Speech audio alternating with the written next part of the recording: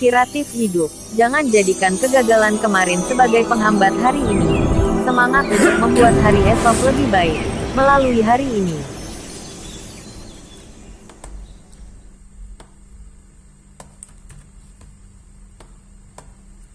Episode 44. Aku akan melenyapkanmu. Andi Laksono adalah anak buah hasil didikan Virus Panjaya sejak kecil. Jadi, tentu saja dia tahu bahwa masih ada seorang tuan di atas Virus. Tuan itu adalah tuan besar yang sesungguhnya dan juga termasuk dalam kelompok orang-orang terkuat di dunia. Andi selalu ingin mengenal sosok yang menjadi tuan dari Virus. Tetapi tentu saja dirinya belum memiliki kesempatan tersebut. Selama beberapa tahun belakangan, Andi sudah bekerja keras untuk memperluas pengaruhnya dan membaca banyak buku setiap hari agar suatu hari bisa memenuhi syarat untuk berhubungan dengan tuan dari Virus.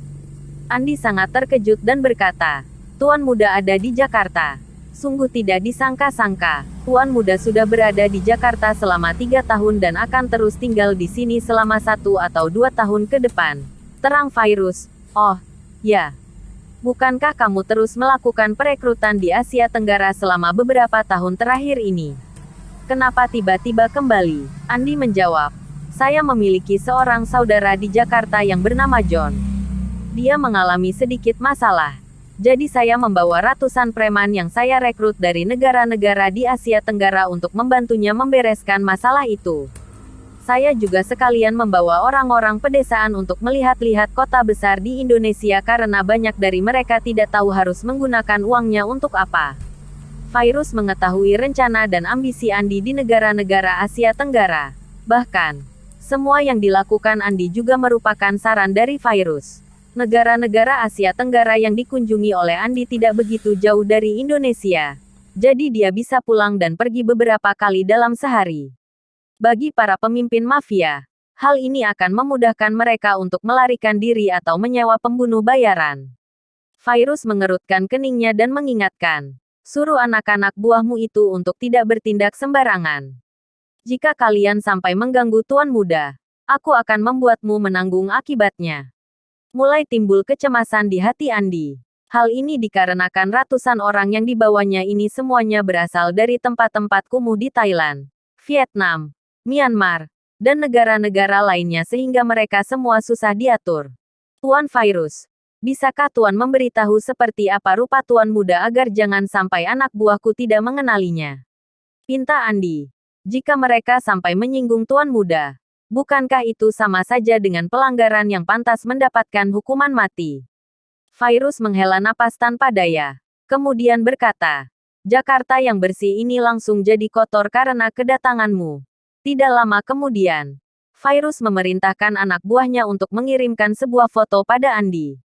Ternyata, orang yang ada di foto itu adalah Sean Yuwono.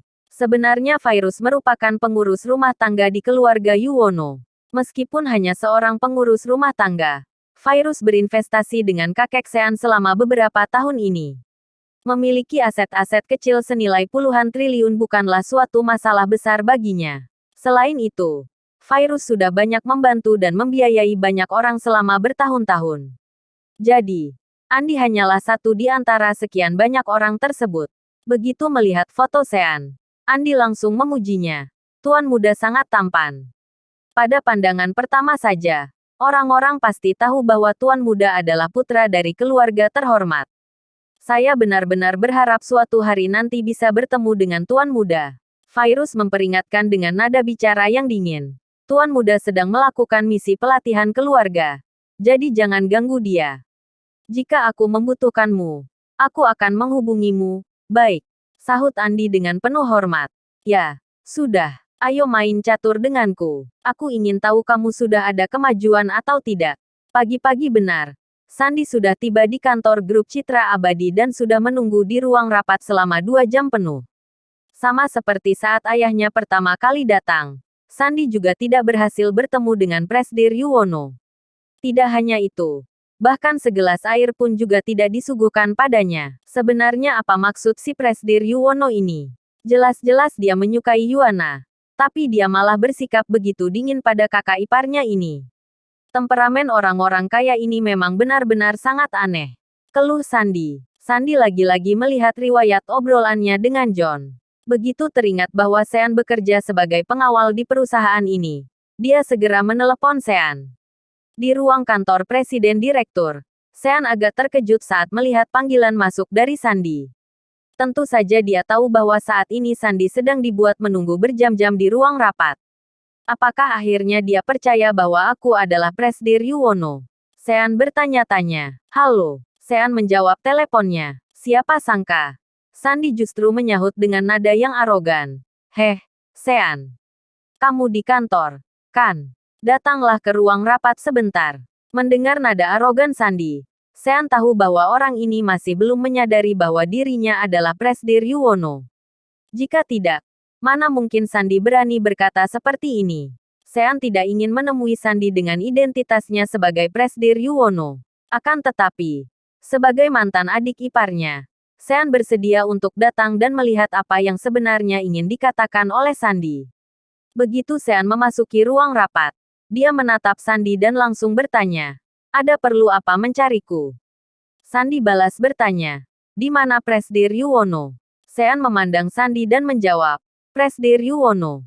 Beliau sedang mengobrol dengan seseorang yang mengalami keterbelakangan mental." Sandy tertawa terbahak-bahak dan membalas, "Aku juga merasa orang itu memang mengalami keterbelakangan mental. Bisa-bisanya mengobrol selama ini dengan Presdir Yuwono." Sandy, dasar bodoh. Kamulah orang yang mengalami keterbelakangan mental itu. Sean mencerca dalam hati. Lalu, dia bertanya sambil tersenyum. Apa masih ada hal lain yang ingin kamu tanyakan? Sandy sangat kesal ketika melihat ekspresi Sean yang angkuh. Dia pun menyahut. Sean, bukankah kamu bilang kamu bekerja sebagai seorang pengawal? Pakaianmu ini sudah seperti direktur saja. Mau berlagak jadi apa kamu? Kamu juga sudah memukulku di depan orang-orang terhormat Jakarta. Utang ini tidak akan kubiarkan begitu saja. Aku tahu. Balas Sean. Bukankah kamu menyuruh John untuk menjebakku? Sayangnya, Kak Johnmu itu tidak mampu membalaskan dendammu. Jangan besar kepala terlebih dahulu. Sergah Sandy. Kak John sudah mencari 100 preman top di Asia Tenggara dari kakaknya, Tuan Andi. Sean. Jangan salahkan aku karena tidak mengingatkanmu. Kedepannya, berhati-hatilah dalam perjalanan pulang kerja dan jangan sampai terlalu mabuk saat pergi ke bar. Jangan sampai kamu dipukuli hingga babak belur. Haha, Sean berpikir sejenak. 2 hari terakhir ini, Sean bahkan tidak pulang kerja bersama Cynthia. Sebenarnya Sean tidak takut dengan perkataan Sandy. Dia hanya takut jika sampai melukai Cynthia, si nona besar cantik itu. Akhirnya Sean berkata, "Benarkah? Kebetulan tanganku sedang gatal. Suruh Kak Johnmu atau Tuan Andi mencari preman untuk langsung datang ke tempat parkir bawah tanah saja. Jangan menyusahkanku saat pulang kerja begini." Sandy yang terkejut sontak menjawab, "Oke. Kamu sendiri yang mengatakannya. Aku akan langsung menyuruh Kak John mengirim orang kemari. Kalau kamu berani, turun dan tunggu kedatangannya bersamaku." "Oke." Sean mengangguk dengan senang hati. Preman top dari Asia Tenggara. Tentu saja sedikit lebih kejam dibanding preman yang ada di dalam negeri. Bagaimanapun juga, mereka berasal dari tempat yang lebih miskin dan kacau balau. Hanya saja, entah itu negara-negara kecil di Asia Tenggara atau tempat-tempat kacau di Amerika Serikat, semuanya tidak dapat dibandingkan sampai pada saat di medan pertempuran yang sesungguhnya. Ketika Sean tiba di parkiran bawah tanah, Sandy mengajak Sean ke sudut. Sandy kemudian mengambil batu bata dan menghancurkan semua kamera yang ada di dekatnya. Setelah itu, dia berkata dengan angkuh, "Haha, aku sudah menghancurkan seluruh kamera pengawas yang ada. Bahkan jika kamu terbunuh di sini, tidak akan ada buktinya." "Benarkah? Kalau kamu bilang begitu, berarti jika aku menghabisimu di sini, tidak akan ada buktinya juga, kan?" Kata Sean sambil tersenyum senang. Kamu, apa yang mau kamu lakukan?" Sandy yang terkejut pun melangkah mundur. Plak, Sean menempeleng Sandy dan sontak tertawa sambil berkata, "Sandy, kamu bodoh. Ya. Kamu menyuruh preman untuk memukuliku. Tapi, apa kamu tidak berpikir bahwa sebelum preman itu datang, aku tidak akan menghajarmu?" Ah, Sandy lagi-lagi berteriak kesakitan. Setelah Sandy dihajar oleh Sean selama beberapa saat, Akhirnya Kak John datang juga dan terdengar berseru, "Lepaskan Tuan Muda Sandy." John berjalan mendekat bersama 10 pria berkulit hitam.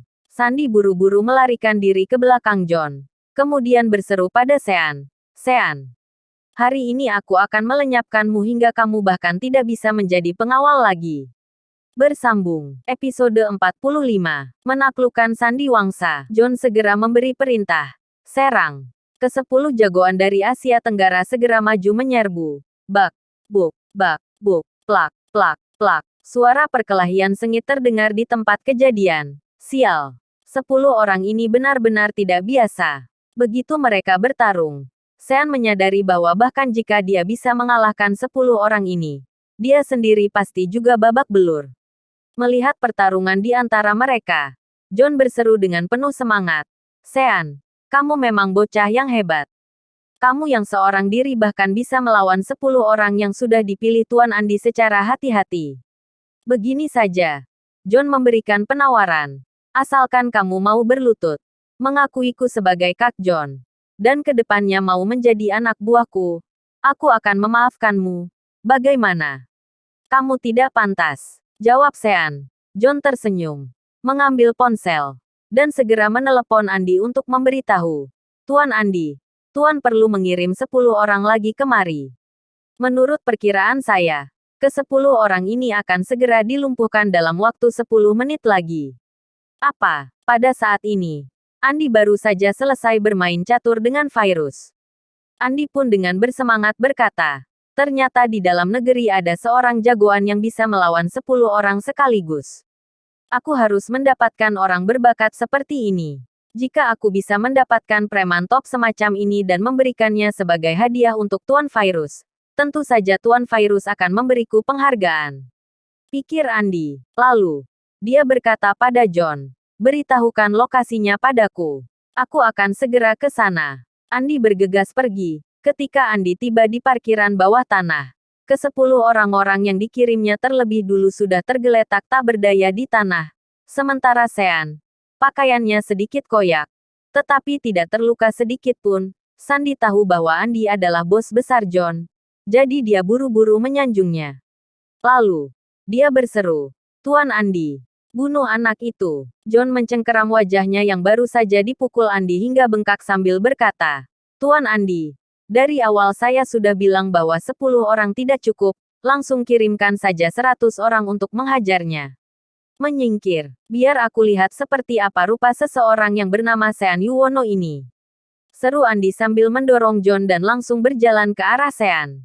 Sean mulai merasa sedikit cemas walaupun dia sudah berhasil mengalahkan ke-10 orang ini. Mereka sudah menguras sebagian besar tenaganya.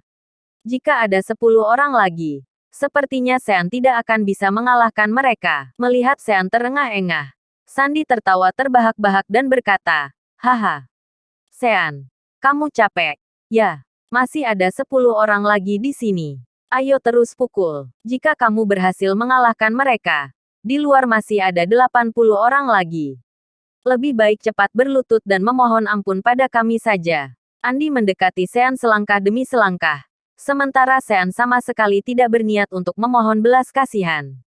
Sean sudah memutuskan untuk menangkap bos besar mereka terlebih dahulu. Begitu Andi mendekat, dia akan langsung menggunakan pisau yang tersembunyi di tangannya untuk menyandera Andi. Ketika Andi semakin mendekat ke arah Sean, ketakutan di wajahnya juga semakin memuncak. Sean Yuwono, ternyata adalah. Andi segera berlutut begitu melihat Sean dan berseru, "Tuan Muda." Rupa Sean sama persis seperti foto yang dikirim oleh virus padanya. Pada saat ini Sandy, John, dan yang lain semuanya tercengang. Sandy berseru, "Tuan Andi, apa yang Tuan katakan? Dia hanyalah menantu parasit keluarga Wangsa. Bagaimana bisa Tuan memanggilnya dengan sebutan Tuan Muda?" John yang juga keheranan segera menimpali. "Apa jangan-jangan Tuan salah orang?" Andi mengabaikan mereka berdua dan memandang Sean dengan hormat sambil berkata, "Tuan Muda, saya adalah anak buah Tuan Virus. Mengenai masalah yang terjadi hari ini, bahkan jika saya mati sebanyak ratusan kali pun, itu tidak akan cukup untuk bisa mendapatkan pengampunan dari Tuan Muda. Mohon hukum saya." Sean baru tersadar bahwa ternyata Andi merupakan anak buah pengurus rumah tangga Virus. Setelah itu, Andi segera berteriak memanggil John. Sampah tidak berguna. Kamu masih tidak segera datang dan berlutut pada tuan muda. Hah, aku berlutut padanya. John tercengang sejenak. Andi yang sangat marah segera bangkit, berdiri, dan menamparkan wajah John. Kemudian, dia berkata, cepat berlutut. Bersujud sampai kepalamu menyentuh tanah dan memohon pada tuan muda sebanyak 100 kali. Lalu ulangi lagi. Begitu John menyadari betapa seriusnya masalah ini, dia tidak lagi ragu dan segera bersujud memohon ampun pada Sean sambil berseru, Kak Sean. Tuan muda Sean, saya, John, sudah menyinggung tuan muda. Mohon belas kasihan tuan muda. Sandy yang menyaksikan kejadian ini di samping pun tercengang. John yang merupakan bos mafia di Jakarta saja bahkan bersujud pada Sean sambil memohon belas kasihan. Sudah cukup, jangan membanting kepalamu ke tanah lagi. Jika sampai dilihat orang, mereka akan mengira bahwa aku ini bos dari preman-premanmu itu. Tegur Sean, bagaimanapun juga, ini adalah parkiran bawah tanah perusahaan. Sean khawatir bahwa ini semua akan berpengaruh buruk bagi perusahaan. Sean berkata, John, kamu tidak perlu bersujud lagi. Kamu hanya perlu menerangkan dengan jelas pada keluarga Wangsa bahwa aku sama sekali tidak pernah menjual jam tangan padamu. John dengan cepat menjawab, baik, saya akan segera memberitahu orang-orang keluarga Wangsa bahwa Sandy yang sudah menyuruhku melakukan ini semua. Hei, Kak John, kamu tidak bisa mengkhianatiku. Protes Sandy. Dia mencoba menarik tangan John, tetapi John segera membantingnya ke tanah. Andi langsung berjalan menghampiri Sandy dengan tatapan membunuh sambil berkata, rupanya kamu yang sudah menjebak tuan muda kami. Panggil orang kemari untuk melemparkannya ke Sungai Ciliwung. Mengetahui seperti apa karakter Andi, Sandy menjadi sangat takut dan segera memohon belas kasihan Sean. Dia berlutut di depan Sean sambil merangkul paha Sean dan memohon, adik ipar. Kita ini satu keluarga. Jadi kamu tidak boleh membiarkannya memperlakukanku seperti ini. Sean menendang Sandy dan menjawab, siapa yang adik iparmu? Sandy terus merangkak sambil memeluk paha Sean dan kembali berkata, Kak Sean, aku menyadari kesalahanku. Ampuni aku bisa memberikan adikku padamu. Bukankah kamu menyukai adikku? Sean yang merasa canggung seketika menamparkan wajah Sandy dan berkata, aku selalu menganggap Yuana sebagai adik. Sejak kapan aku menyukai dia? Sandy kembali berkata, kalau begitu, aku akan mengatur makan malam keluarga dan membuat Giana mabuk, lalu mengantarkannya ke tempatmu. Bagaimana? Sean menamparkan Sandy lagi dan memaki. Dasar binatang. Giana dan Yuana adalah adik perempuanmu. Bahkan, Yuana adalah adik kandungmu sendiri. Bisa-bisanya kamu memberikan mereka untukku begitu saja seperti hadiah. Apa kamu tidak punya sedikit pun rasa kemanusiaan? Lagi pula, selama 3 tahun aku berada di keluarga Wangsa.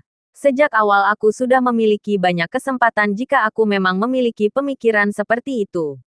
Untuk apa aku membutuhkan bantuanmu? Sandy tidak berani membantah perkataan Sean. Sean bisa melihat bahwa Sandy benar-benar ketakutan. Bagaimanapun juga, Sandy merupakan penerus laki-laki tunggal keluarga Wangsa. Jadi Sean tidak mungkin membuat keluarga Wangsa kehilangan penerusnya. Sandy, aku bisa melepaskanmu, kata Sean. Tetapi, sesudah kembali, kamu harus memberitahu dengan jelas tentang bagaimana kamu sudah memfitnah diriku. Baik, baik, baik. Terima kasih, Kak Sean, jawab Sandy. Dia segera bangkit, berdiri, dan kabur secepat kilat. Setelah Sandy pergi, Andi kembali berlutut di hadapan Sean dan berkata, Tuan muda, saya sudah membawa 100 preman dari Asia Tenggara. Semuanya akan saya serahkan pada tuan muda. Sean mengangguk. Beberapa preman asing ini masih cukup berguna baginya. Misalnya saja, untuk berurusan dengan si penguasa bisnis catering di Jakarta. Sandy, apa yang terjadi? Kenapa wajahmu terluka begitu? Apa jangan-jangan kamu dipukul Sean lagi? Di rumah Nenek Wangsa. Nenek Wangsa benar-benar sangat tertekan melihat luka di wajah Sandy yang semakin bertambah parah. Sandy dengan cepat membantah. Aku tidak sengaja terbentur saat menyetir mobil.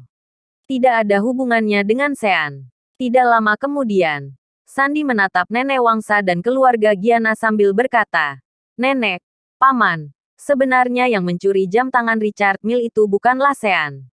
Aku yang sudah mencurinya dan memfitnah Sean." "Apa?" Nenek Wangsa begitu terkejut hingga tidak bisa berkata-kata. Sementara, Jayadi dan Lana juga tak kalah terkejut. Nenek Wangsa masih ingin melindungi cucu laki-laki satu-satunya itu dan berkata, "Karena kamu sudah terlanjur memfitnahnya, sudahlah. Biarkan saja. Lagi pula, Sean sendiri juga tidak sesuci itu. Meskipun dia tidak mencuri barang dari keluarga kita, mungkin saja dia juga sudah mencuri barang dari keluarga lain. Jika tidak, dari mana dia mendapatkan uang sebanyak itu untuk tinggal di hotel berbintang 5?" Kata Nenek Wangsa lagi. "Ngomong-ngomong, Sandi, apa kamu bertemu dengan Presdir Yuwono saat pergi ke grup Citra Abadi?" Sandi menggelengkan kepalanya. Nenek Wangsa bertanya keheranan. Sebenarnya apa maksud si Presdir Yuwono? Apa jangan-jangan dia baru bersedia membicarakan kontrak ini jika nenek sendiri yang datang ke sana? Pada saat ini, Giana tiba-tiba memotong pembicaraan dan bertanya, "Nenek, bagaimana kalau aku saja yang mencoba bertemu dengannya?" Bersambung. Terima kasih sudah mengikuti channel Wan dan Putra Orsia. Jangan lupa subscribe, like, and share. Tunggu episode selanjutnya. Salam silaturahim.